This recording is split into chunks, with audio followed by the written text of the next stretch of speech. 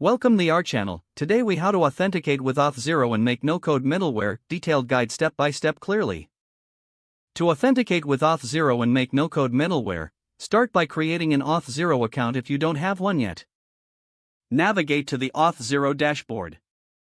Click on the Applications tab in the left sidebar. Select Create Application. Name your application and choose the regular web application option.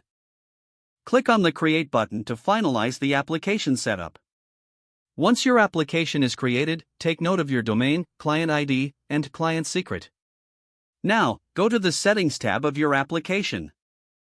Scroll down to the Allowed Callback URLs and enter the URL where you want Auth0 to redirect after authentication.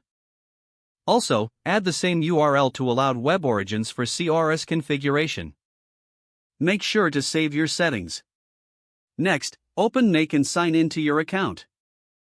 In Make, create a new scenario. Add an HTTP module to your scenario.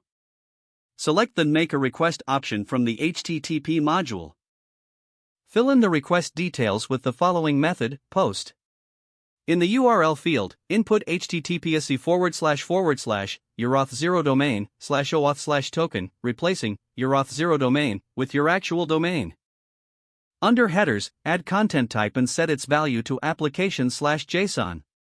In the body of your request, construct a JSON object that includes client_ID, which should be your client ID.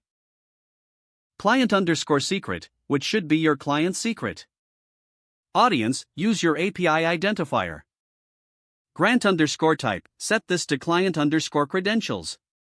Test the HTTP request to ensure everything is configured. If successful, you'll receive an access token in the response. You can now use this access token to authenticate API calls to your resources. In your scenario, add additional modules as needed to utilize this access token for further actions. Always ensure to handle the access token securely and refresh it according to your application's requirements. This completes the guide on how to authenticate with Auth0 and make no-code middleware. If the page does not load, refresh the browser or try again in a private or incognito window. Make sure you are using the correct email address, then retype it carefully to avoid small typos. If your password is not accepted, use the reset option and create a new strong password you can remember.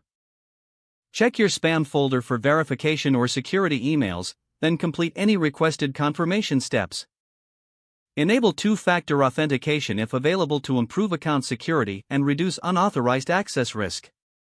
Don't forget to like this video and subscribe to our channel for more step-by-step tech guides.